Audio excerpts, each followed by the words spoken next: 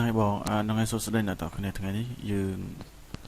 ងតពីការ restart computer មិញដើម្បីឲ្យមើលដឹងថា font ដែលយើងទេ font ដែលយើងបានកែនៅក្នុង Regedit តើអក្សររបស់ font នៅក្នុង Telegram ហ្នឹងវាធំហើយនៅ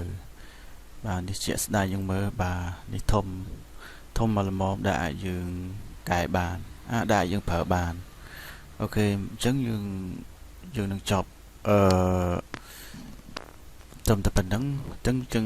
សង្ឃឹមថាយើងអនុវត្តទាំងអស់គ្នាហើយយើងអាចប្រើបានទាំងអស់គ្នាបាទជម្រាបលាហើយនឹងសង្ឃឹមថាយើងអាចប្រើជាផលប្រយោជន៍បានទាំងអស់គ្នាបាទ